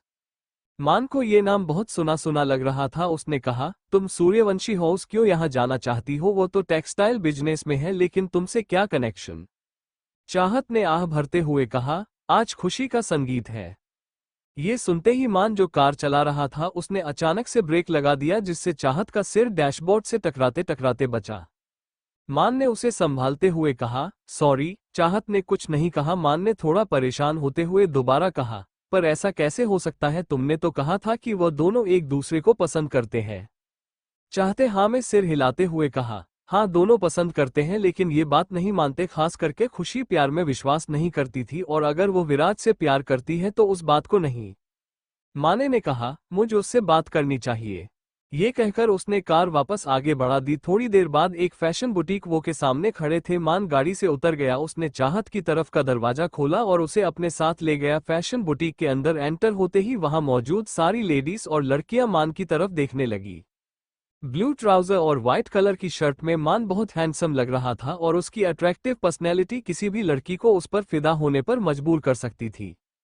मान सामने खड़े अटेंडर के पास गया और उसने उसे कुछ इंस्ट्रक्शंस दिया। थोड़ी देर बाद अटेंडर एक बड़ी सी ट्रॉली लेकर आया जिसमें कई सारे गाउन हैंग किए गए थे। उसमें कुछ लहंगा और साड़ी भी थी। मान ने एक एक करके में कपड़े अपने हाथों में लिया और उन्हें चाहत पर लगाकर देखने लगा। उसने एक स्काई ब्लू कलर की साड़ी निकाली जिस पर डायमंड कवर किया गया था। वो बहुत ज्यादा शाइन कर रही थी और उसका कपड़ा बहुत हल्का था। उसने वह चाहत को देते हुए कहा, चेंज करो।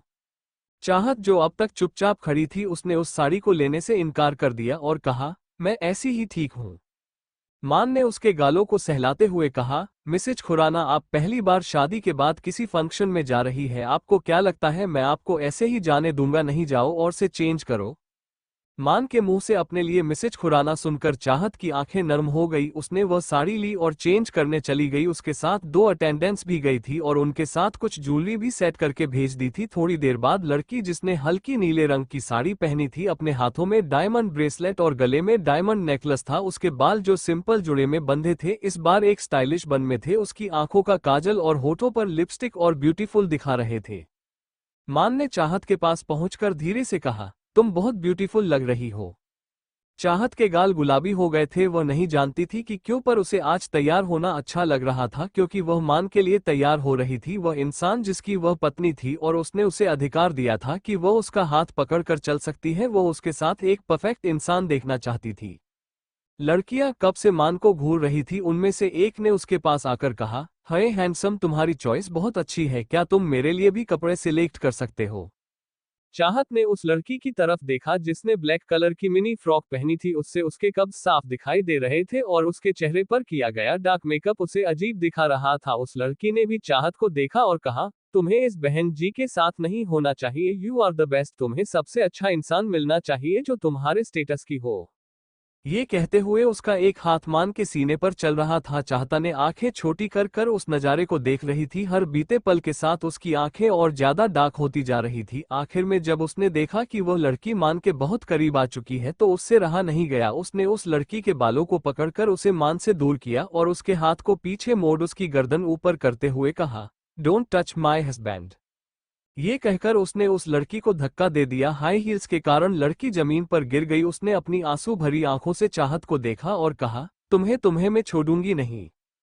चाहत ने अपने कदम उसकी तरफ बढ़ाए। भले ही वो इस वक्त बहुत खूबसूरत दिख रही थी पर उसके पास आने वाला डेंजरस और अब बिल्कुल कम नहीं हुआ था। उसकी आंखों में दिख रही मौत को देखकर वह लड़की डर गई और उसने उसको संभाल कर खड़ा करा और वहां से भाग गई।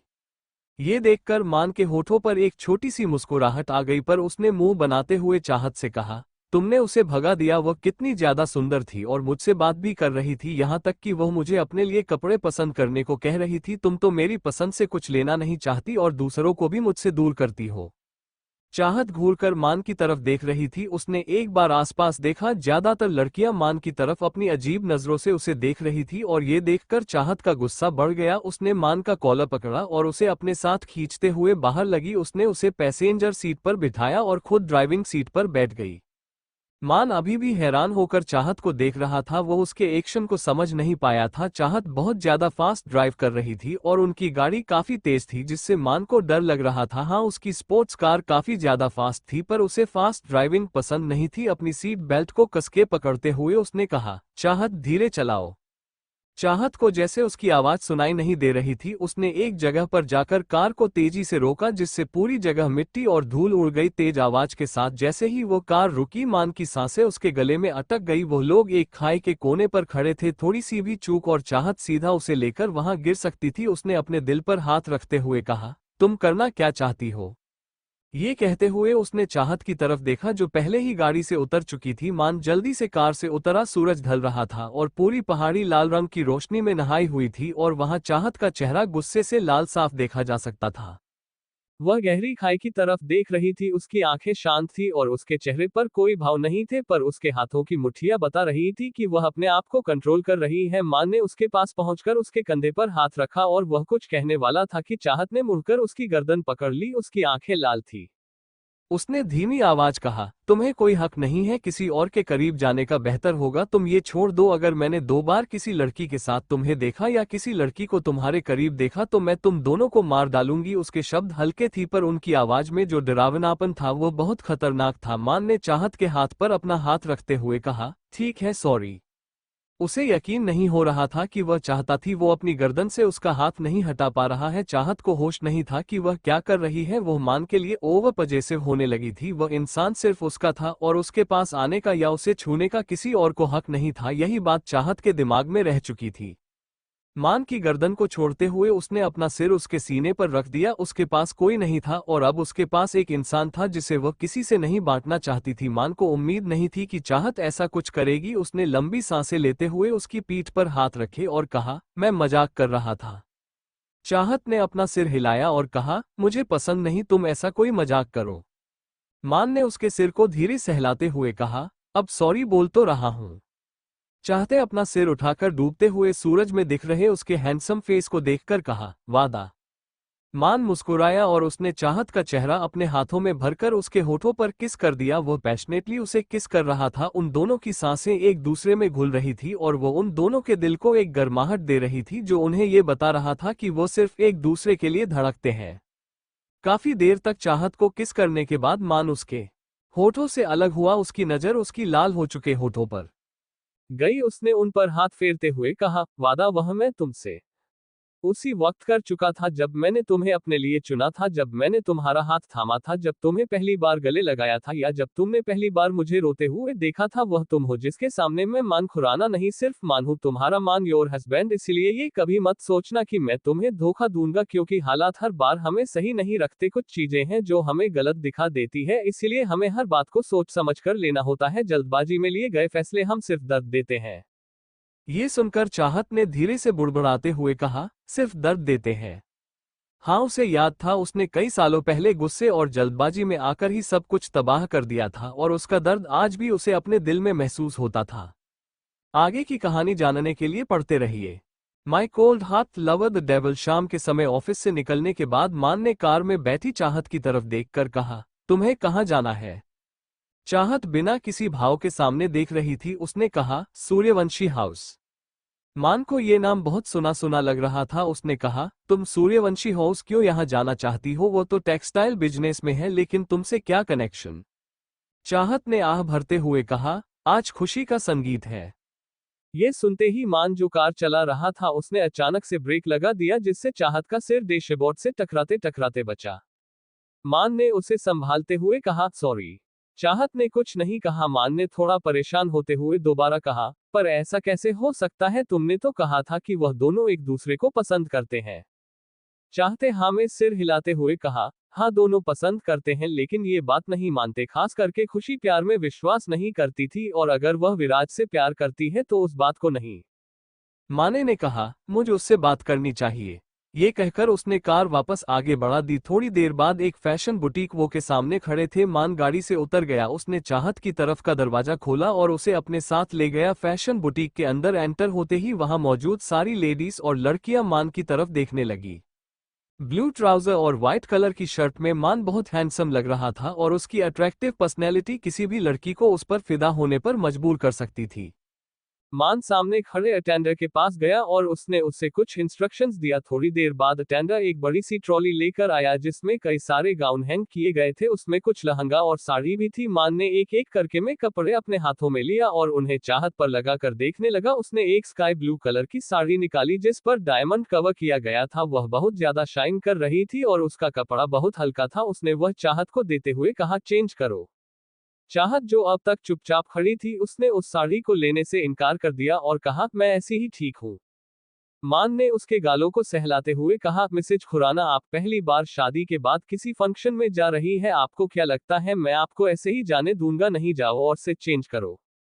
मान के मुंह से अपने लिए मैसेज खुराना सुनकर चाहत की आंखें नर्म हो गई। उसने वह साड़ी ली और चेंज करने चली गई। उसके साथ 2 अटेंडेंट्स भी गई थी और उनके साथ कुछ ज्वेलरी भी सेट करके भेज दी थी। थोड़ी देर बाद लड़की जिसने हल्की नीले रंग की साड़ी पहनी थी, अपने हाथों में डायमंड ब्रेसलेट और गले में डायमंड नेकलेस था। उसके बाल जो सिंपल जुड़े में बंधे थे, इस बार एक स्टाइलिश बन में थे। उसकी आंखों का काजल और होठों पर लिपस्टिक और ब्यूटीफुल दिखा रहे थे। मान ने चाहत के पास पहुंचकर धीरे से कहा, तुम बहुत ब्यूटीफुल लग रही हो। चाहत के गाल गुलाबी हो गए थे। वह नहीं जानती थी कि क्यों, पर उसे आज तैयार होना अच्छा लग रहा था क्योंकि वह मान के लिए तैयार हो रही थी। वह इंसान जिसकी वह पत्नी थी और उसने उसे अधिकार दिया था कि वह उसका हाथ पकड़ कर चल सकती है, वह उसके साथ एक परफेक्ट इंसान देखना चाहती थी। लड़कियां कब से मान को घूर रही थी। उनमें से एक ने उसके पास आकर कहा, हे हैंडसम, तुम्हारी चॉइस बहुत अच्छी है, क्या तुम मेरे लिए भी कपड़े सिलेक्ट कर सकते हो। चाहत ने उस लड़की की तरफ देखा जिसने ब्लैक कलर की मिनी फ्रॉक पहनी थी। उससे उसके कब्ज साफ दिखाई दे रहे थे और उसके चेहरे पर किया गया डार्क मेकअप उसे अजीब दिखा रहा था। उस लड़की ने भी चाहत को देखा और कहा, तुम्हें इस बहन जी के साथ नहीं होना चाहिए। यू आर द बेस्ट, तुम्हें सबसे अच्छा इंसान मिलना चाहिए जो तुम्हारे स्टेटस की हो। ये कहते हुए उसका एक हाथ मान के सीने पर चल रहा था। चाहता ने आंखें छोटी कर कर उस नजारे को देख रही थी। हर बीते पल के साथ उसकी आंखें और ज्यादा डार्क होती जा रही थी। आखिर में जब उसने देखा कि वह लड़की मान के बहुत करीब आ चुकी है तो उससे रहा नहीं गया। उसने उस लड़की के बालों को पकड़कर उसे मान से दूर किया और उसके हाथ को पीछे मोड़ उसकी गर्दन ऊपर करते हुए कहा, डोंट टच माई हस्बैंड। ये कहकर उसने उस लड़की को धक्का दे दिया। हाई हील्स के कारण लड़की जमीन पर गिर गई। उसने अपनी आंसू भरी आंखों से चाहत को देखा और कहा, तुम्हें तुम्हें मैं छोड़ूंगी नहीं। चाहत ने अपने कदम उसकी तरफ बढ़ाए। भले ही वो इस वक्त बहुत खूबसूरत दिख रही थी, पर उसके पास आने वाला डेंजरस और बिल्कुल कम नहीं हुआ था। उसकी आंखों में दिख रही मौत को देखकर वह लड़की डर गई और उसने उसको संभाल कर खड़ा करा और वहां से भाग गई। ये देखकर मान के होठों पर एक छोटी सी मुस्कुराहट आ गई, पर उसने मुंह बनाते हुए चाहत से कहा, तुमने उसे भगा दिया। वह कितनी ज्यादा सुंदर थी और मुझसे बात भी कर रही थी, यहाँ तक कि वह मुझे अपने लिए कपड़े पसंद करने को कह रही थी। तुम तो मेरी पसंद से कुछ लेना नहीं चाहती और दूसरों को भी मुझसे दूर करती हो। चाहत घूरकर मान की तरफ देख रही थी। उसने एक बार आसपास देखा। ज्यादातर लड़कियां मान की तरफ अपनी अजीब नजरों से उसे देख रही थी और ये देखकर चाहत का गुस्सा बढ़ गया। उसने मान का कॉलर पकड़ा और उसे अपने साथ खींचते हुए बाहर लगी। उसने उसे पैसेंजर सीट पर बिठाया और खुद ड्राइविंग सीट पर बैठ गई। मान अभी भी हैरान होकर चाहत को देख रहा था। वो उसके एक्शन को समझ नहीं पाया था। चाहत बहुत ज्यादा फास्ट ड्राइव कर रही थी और उनकी गाड़ी काफी तेज थी, जिससे मान को डर लग रहा था। हाँ, उसकी स्पोर्ट्स कार काफी ज्यादा फास्ट थी, पर उसे फास्ट ड्राइविंग पसंद नहीं थी। अपनी सीट बेल्ट को कसके पकड़ते हुए उसने कहा, चाहत धीरे चलाओ।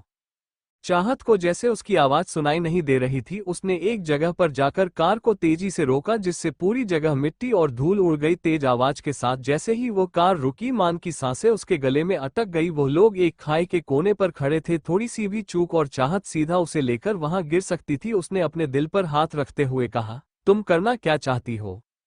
ये कहते हुए उसने चाहत की तरफ देखा जो पहले ही गाड़ी से उतर चुकी थी। मान जल्दी से कार से उतरा। सूरज ढल रहा था और पूरी पहाड़ी लाल रंग की रोशनी में नहाई हुई थी और वहां चाहत का चेहरा गुस्से से लाल साफ देखा जा सकता था।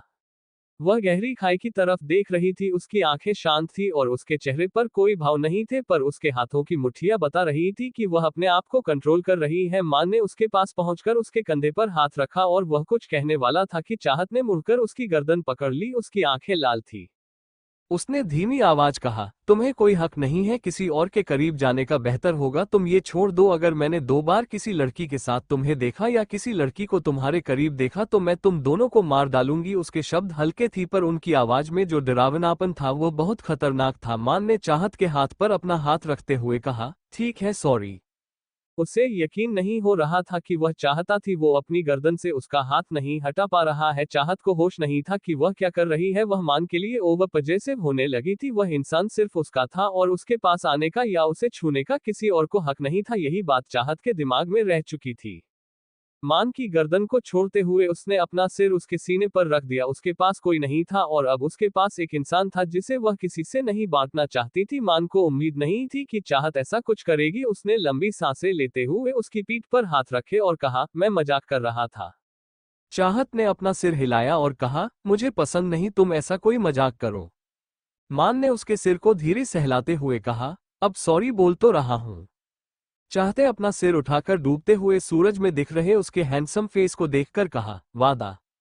मान मुस्कुराया और उसने चाहत का चेहरा अपने हाथों में भरकर उसके होठों पर किस कर दिया। वह पैशनेटली उसे किस कर रहा था। उन दोनों की सांसें एक दूसरे में घुल रही थी और वो उन दोनों के दिल को एक गर्माहट दे रही थी जो उन्हें ये बता रहा था कि वो सिर्फ एक दूसरे के लिए धड़कते हैं। काफी देर तक चाहत को किस करने के बाद मान उसके होठों से अलग हुआ। उसकी नजर उसकी लाल हो चुके होठों पर गई। उसने उन पर हाथ फेरते हुए कहा, वादा वो मैं तुमसे उसी वक्त कर चुका था जब मैंने तुम्हें अपने लिए चुना था, जब मैंने तुम्हारा हाथ थामा था, जब तुम्हें पहली बार गले लगाया था या जब तुमने पहली बार मुझे रोते हुए देखा था। वह तुम हो जिसके सामने मैं मान खुराना नहीं, सिर्फ मान हूं, तुम्हारा मान, योर हस्बैंड। इसीलिए ये कभी मत सोचना कि मैं तुम्हें धोखा दूंगा, क्योंकि हालात हर बार हमें सही नहीं रखते। कुछ चीजें हैं जो हमें गलत दिखा देती है, इसीलिए हमें हर बात को सोच समझ कर लेना होता है। जल्दबाजी में लिए गए फैसले हम सिर्फ दर्द देते हैं। ये सुनकर चाहत ने धीरे से बुड़बुड़ाते हुए कहा, सिर्फ दर्द देते हैं। हाँ, उसे याद था उसने कई सालों पहले गुस्से और जल्दबाजी में आकर ही सब कुछ तबाह कर दिया था और उसका दर्द आज भी उसे अपने दिल में महसूस होता था। सूर्यवंशी हाउस जगह लोगों से भरी थी और सब वहां मौजूद कपल को देख रहे थे जो सेंटर सीट पर बैठा था। कई सारे परफॉर्मर वहां पर डांस परफॉर्मेंस देने आए थे और पियोनिस्ट को वहां पियानो प्ले करने के लिए बिठाया गया था। वाइन पीते हुए लोग एक दूसरे से बातें कर रहे थे और कांटेक्ट बना रहे थे। खुशी बिना किसी भाव के सामने देख रही थी। उसकी नजर बार बार दरवाजे पर जा रही थी और अपने हाथ में पकड़े फोन पर उसके साइड में बैठे अविनाश ने उसके हाथ से फोन छीनते हुए कहा, क्या तुम थोड़ी देर के लिए भी अपने फोन से दूर नहीं हो सकती? यह हमारा संगीत चल रहा है और तुम्हारी नजर अपने फोन पर है। खुशी ने अपनी कोल्ड नजरों से अविनाश को देखते हुए कहा, तुम्हें क्या लगता है मुझे इस फंक्शन से फर्क पड़ता है या मुझे तुमसे कोई फर्क पड़ता है? बेहतर होगा शांति से बैठे रहो।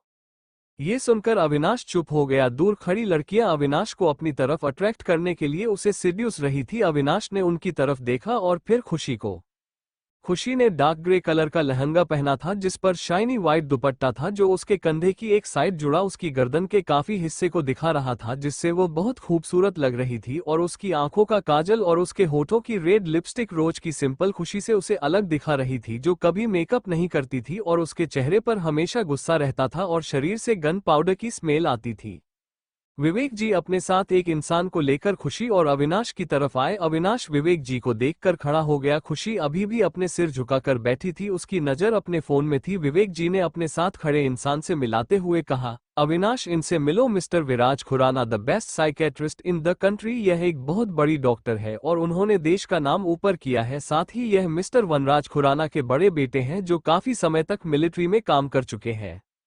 उस नाम को सुनते ही खुशी ने जल्दी से अपने सिर उठाया। डार्क ग्रे कलर की थ्री पीस सूट में विराज उनके सामने खड़ा था। उसके चेहरे पर कोई भाव नहीं थे और वो अविनाश से हाथ मिला रहा था। उसने कहा, आपसे मिलकर खुशी हुई।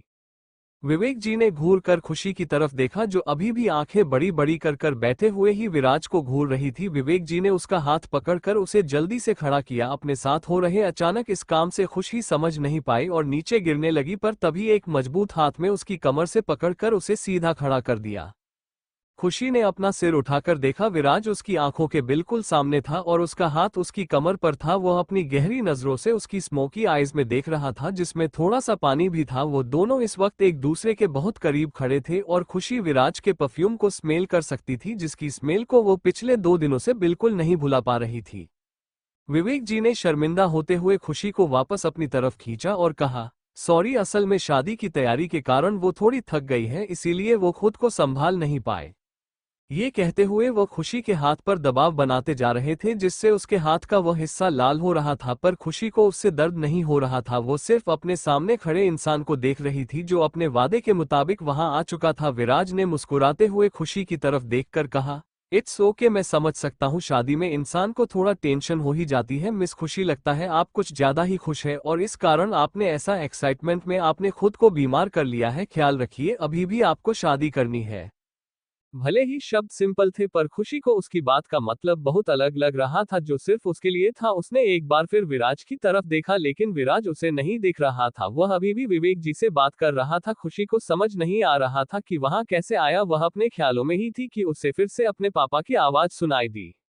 विवेक जी ने विराज की तरफ देखकर कहा, खुशी मिस्टर विराज वही इंसान है ना जिसे प्रोटेक्ट करने का काम तुम्हें दिया गया है, और यह वर्ल्ड के बेस्ट साइकेट्रिस्ट में भी गिने जाते हैं। मैंने इन्हें तुम्हारी शादी के लिए इनवाइट किया था और इत्तेफाक से उस समय इनके पास फ्री टाइम था और वहां आ गए। खुशी पूरा माजरा समझ गई। वह घूरकर विराज को देख रही थी। विराज ने उसे एक नजर देखा और अपनी एक आंख मार दी, जिससे खुशी हड़बड़ा गई और आसपास देखने लगी। उसके गाल गुलाबी हो गए थे, जिसे देखकर विराज अपने दिल में एक खुशी महसूस कर रहा था। थोड़ी देर बाद स्टेज पर खड़े एक इंसान ने अपने हाथ को माइक में लेते हुए कहा, गाइस सिंपल परफॉर्मेंसेस बहुत हो गई, तो अब सब अपने अपने पार्टनर के साथ स्टेज की तरफ आ जाए क्योंकि हम कपल डांस करवाने वाले हैं। आप सभी ने पेपर फोल्डिंग डांस के बारे में तो सुना ही होगा, हम उसी पुराने डांस को यहाँ करने वाले हैं, तो सब अपने पार्टनर के साथ यहाँ आ जाए। वहां मौजूद सारे कपल अपने अपने पार्टनर के साथ उस स्टेज की तरफ चले गए जहां बड़े बड़े पेपर्स को बिछाया गया था। अविनाश खुशी की तरफ देख रहा था और वो उसका हाथ पकड़कर आगे जाने ही वाला था कि एक सुंदर और पतले हाथ में खुशी के हाथ को अपने हाथ में ले लिया। अविनाश ने सिर उठाकर देखा। विराज बिना किसी भाव के उसकी तरफ देख रहा था। उसने कहा, इफ यू डोंट माइंड, क्या मैं आपकी फियोंसे के साथ एक छोटा सा डांस कर सकता हूं? मैं अपनी पार्टनर को साथ नहीं लाया हूं और मुझे इस गेम को खेलने की बहुत अच्छा है। अविनाश को यह सुनकर अच्छा तो नहीं लग रहा था, पर वह विराज को ऑफर नहीं कर सकता था। विवेक जी ने खुशी को आगे धक्का देते हुए कहा, जरूर, आप जरूर इसके साथ डांस कर सकते हैं, खुशी आपको मना नहीं करेगी। खुशी ने अपने पिता की तरफ देखा, जो उसे सिर्फ एक खिलौने की तरह इस्तेमाल करते थे, जिसमें कभी उसकी मर्जी शामिल नहीं होती थी और उसे वही काम करने होते थे जो वह कहते थे, ये सोचते हुए कि उसके पिता उसकी किसी और से शादी कराते हुए भी उसे एक दूसरे इंसान की तरफ फेंक रहे थे। खुशी के होठों पर कड़वाहट भरी मुस्कुराहट आ गई। आखिर वो थी ही कौन? वो कोई नहीं थी, वो उनके लिए सिर्फ एक इस्तेमाल करने वाला खिलौना थी जिसे वो अपने फायदे के लिए यूज करते थे। खुशी की आंखों में उस दर्द को देखकर विराज से और रहा नहीं गया। उसने खुशी का हाथ खींचा और सेंटर में बिछे पेपर पर उसे अपने साथ ले गया। हो साडे कोट बह जा मेरे दिल दा, तू हाल सुन ले तेरे लिए यारा मैं हूं। किन्ना बेहाल सुन ले तेरे लिए गीत गावांगा, मैं तुझको ही यार बनावांगा। अखियां मिलावांगा, अखियां मिलावांगा, अखियां मिलावांगा, अखियां मिलावांगा। खुशी को नहीं पता चला कि वो कब उस स्टेज पर आई और उस बड़े से पेपर पर खड़ी हो गई। वो अभी भी एक टक विराज के चेहरे को देख रही थी। विराज ने उसके दोनों हाथ पकड़कर अपने कंधे पर रखे और उसकी कमर में हाथ डालते हुए डांस करने लगा। मैं अखियां मिलावांगा, मैं यार बनावांगा, मैं अखियां मिलावांगा, मैं यार बनावांगा, मैं तेरे लिए गीत गावांगा, मैं दिल दा हाल सुनवांगा। अखियां मिलावांगा। विराज के होठों पर एक हल्की सी मुस्कुराहट थी। खुशी विराज को देखते हुए उनके बीते हुए पलों को याद कर रही थी, जिसमें वो मुस्कुरा रहे थे या ज्यादातर झगड़ा कर रही थी, पर उनका झगड़ा भी ऐसा था जैसे उसमें सिर्फ प्यार भरा हो, और उन यादों के अपने दिमाग से गुजरते ही वह अपनी आंखों में नमी का धुंधलापन महसूस कर सकती थी। कुछ कपल्स के आउट होने पर पेपर को फोल्ड किया गया। अब खुशी विराज के और करीब खड़ी थी। हो क्यों करदा है दिल में बसेरा की लगदा तू अनिए मेरा, क्यों करदा है दिल में बसेरा की लगदा तू अनिए मेरा, मान जा दिल दी गल, ठहर जा एक पल ले जा, चंद सूनी रातें सुबह इनको मैं साथ लेके जावांगा। उसके हाथ विराज के सीने पर थे, जिससे वो उसकी दिल की धड़कन महसूस कर सकती थी। भले ही विराज दिखा रहा था कि वह कितना ही शांत है, पर खुशी के अपने इतना करीब होने पर उसने खुद को कैसे काबू किया था यह वही जानता था। मैं तेनू जिथे पावांगा, मैं ओथे बस जावांगा, तेनू जिथे पावांगा मैं ओथे बस जावांगा, मैं दिल दा हाल सुनवांगा, मैं तुझको ही यार बनावांगा। मैं अखियां मिलावांगा, अखियां मिलावांगा। विराज ने झुककर खुशी के कान में कहा, मैंने कहा था ना, शादी तो तुम जरूर करोगी, पर किससे यह मैं तय करूंगा। अब जब तुम जानती होगी विराज खुराना कौन है, तो तुम्हें यह भी पता होगा कि जब मैं कुछ करना चाहता हूं तो मैं उसे पूरा करके ही रहता हूं। ये कहते हुए उसने खुशी को उसकी कमर से पकड़कर घुमा दिया। पेपर को फिर फोल्ड किया गया। हो तेनू क्यों ये समझ ना ओदा, ये दिल दा है महंगा सौदा, तेनू क्यों ये समझ ना ओदा, ये दिल दा है महंगा सौदा, लेके जा मेरी जा, मैं करूंगा भी क्या दिल दा सौदा, इन्ना सस्ता 10 होर केड़ी हट विच पावांगा। गाने की लाइन खुशी के भावनाओं से मेल खा रही थी। उसने अपनी धीमी आवाज में कहा, तुम गलत कर रहे हो, तुम्हें क्या लगता है तुम जबरदस्ती मुझे खुद से बांध सकते हो? विराज, मैं तुमसे प्यार नहीं करती। खुशी जानती थी कि उसने यह बात अपने दिल पर कितना बड़ा पत्थर रखकर कही थी। उसे अपने अंदर कुछ टूट जाता महसूस हो रहा था, जो उन शब्दों को कहते समय वह महसूस कर रही थी। मैं मोल ना घटावांगा, मैं तोल ना करावांगा, मैं सौदा लेके जावांगा, मैं जग नू बतावांगा, मैं तैनू घर अपना बनावांगा, मैं तेरे नाल इश्क पढ़ांगा। अखियां मिलावांगा movie album Commando 2019। Music by Manan Shah. Lyrics by Sahil Sultanpuri. Performed by Arijit Singh, Shruti Shashidharan.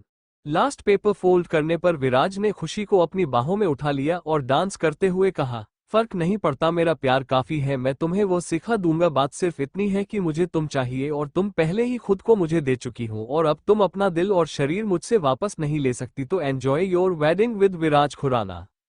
ये कहते हुए उसने खुशी के गालों पर किस किया। लाइट्स डिम होने के कारण कोई इस बात को नहीं देख पाया था। लाइट के आते ही सबने देखा कि वहां सिर्फ खुशी पर विराज खड़े थे और बाकी सारे कपल से आउट हो गए थे। होस्ट ने क्लैपिंग करते हुए कहा, तो हमारी ब्राइड इस कंपटीशन को जीत चुकी है, पर अपने फियोंसे के साथ नहीं, किसी और के साथ। ये सुनकर अविनाश को बहुत गुस्सा आ रहा था, क्योंकि वो जिस लड़की के साथ डांस कर रहा था उसकी हाई हील्स के पैर में लगने से वो फर्स्ट राउंड ही आउट हो गया था। उसने विराज की तरफ देखते हुए कहा, तो मिस्टर खुराना, क्या आपको नहीं लगता कि मिस खुशी बहुत ज्यादा ब्यूटीफुल है और आपको उन्हें कोई गिफ्ट देना चाहिए? विराज मुस्कुराया और उसने अपनी कोट की पॉकेट से एक बॉक्स निकाला और उसे खोल दिया। सबने देखा उस बॉक्स में एक ब्लू डायमंड रिंग थी जो बहुत ज्यादा चमक रही थी। एंटीक डिजाइन उसे रॉयल दिखा रहा था और उसे देखकर ऐसा लग रहा था जैसे वह काफी ज्यादा कीमती है। खुशी ने एक अजीब सी मुस्कुराहट के साथ कहा, नहीं नहीं मिस्टर खुराना, आपको कोई तोहफा देने की जरूरत नहीं है, आप यहाँ आए इतना ही काफी है। वो विराज से कुछ नहीं लेना चाहती थी। विवेक जी ने खुशी के पास आकर उसके कंधे पर हाथ रखा और उसे दबाते हुए कहा, ये तो बच्ची है, आप इसकी बात का बुरा मत मानिए। खुशी, मिस्टर खुराना इतने प्यार से तुम्हारे लिए तोहफा लाए हैं, तुम्हें नहीं लगता वो तुम्हें वह ले लेना चाहिए? खुशी ने हार मान की वो बॉक्स विराज के हाथों से लेने की कोशिश की, पर विराज ने अपना हाथ पीछे खींचा और कहा, मिस्टर धनराज, तोहफा मैं लाया हूं तो मैं चाहता हूं कि मैं मिस खुशी कोई अपने हाथों से पहनाऊं, क्या आपको कोई दिक्कत है? विवेक धनराज ने ना में सिर हिलाते हुए कहा, नहीं नहीं, आप कर सकते हैं। ये कहकर वो साइड हो गया। विराज ने खुशी का हाथ पकड़ा और उसकी एक फिंगर में रिंग पहनाने लगा, पर वो उसके हाथ में फिट नहीं हो रही थी। ऐसे ही करते करते उसने उसकी सारी फिंगर ट्रॉय कर ली, पर वह किसी में नहीं जा रही थी। लास्ट में विराज ने उसकी रिंग फिंगर की तरफ इशारा करते हुए कहा कि मैं यहाँ पहना दो। खुशी का जवाब सुने बिना उसने जल्दी से अविनाश की पहनाई अंगूठी निकाली और अपने हाथों में रखी अंगूठी को खुशी को पहना दिया। खुशी मुंह खोले विराज की तरफ देख रही थी, जिसने अभी अभी उससे सगाई कर ली थी। अविनाश ने वहां पहुंचकर विराज के हाथों से उस अंगूठी को लिया जिसने उसे खुशी को पहनाया था और कहा, आपने वो अंगूठी उतार दी और आप ऐसा कैसे कर सकते हैं, वो हमारी सगाई की अंगूठी थी। विराज कोई जवाब देने वाला था कि तभी एक आदमी जिसने 3 पीस ब्लैक सूट पहना था वो आया और उसने अविनाश के कंधे पर हाथ रखते हुए कहा, उन्होंने कौन सी तुम्हारी दुल्हन चुरा ली है, वो तो अभी भी यही है। सबने उस लड़के की तरफ देखा और उसे पहचानते ही उनकी हैरानी और बढ़ गई। बिजनेस टायकून मान खुराना वहां क्या कर रहा था, यही सवाल सबके मन में चल रहा था। खुशी जो अभी तक हैरान थी, चाहत ने उसे कंधे पर हाथ रखते हुए कहा, तुम ठीक हो? खुशी ने बिना उसकी तरफ देखे कहा, यह इंसान पक्का मुझे पागल कर देगा, मैं ठीक कैसे रह सकती हूँ? ये कहकर उसने मुड़कर चाहत को देखा। चाहत के उस ब्यूटीफुल लुक देखकर उसकी आंखों में चमक आ गई। उसने कहा, तुम तो कमाल लग रही हो, देखना यहाँ पर तुम मान के राइवल बना दो जो उनकी बीवी को उनसे छीनना चाहते हो। चाहत ने कोई जवाब नहीं दिया और वह खुशी के हाथ में पहने अंगूठी को देख रही थी। ब्लू हेड क्वीन रिंग खुशी की अंगूठी, उसके बारे में चाहत जानती थी। वह अंगूठी कई साल पहले उसने एक म्यूजियम से चुराई थी और उसकी कीमत करोड़ से ज्यादा थी। उस समय उसने उसे चुरा लिया था और उसने वापस लौटते समय उसे उस अंगूठी को खो दिया था और अब वही अंगूठी खुशी के पास देखकर उसकी आंखें गहरी हो गई थी। उसने ध्यान से विराज की तरफ देखा। विराज की नजर जैसे ही चाहत की सवाल भरी नजरों से मिली, वह समझ गया कि वह क्या सोच रही है और मिस्टीरियस तरीके से मुस्कुराने लगा। चाहत को उसकी वह मुस्कान बहुत अजीब लग रही थी, इसलिए उसने अपना ध्यान विराज से हटा लिया। Thank you for listening. मुझे उम्मीद है आपको यह स्टोरी पसंद आई होगी। अगर आपको पसंद आई है तो प्लीज लाइक और कमेंट करना ना भूलें और मोर स्टोरीज के लिए सब्सक्राइब करें। मिलते हैं नेक्स्ट वीडियो में।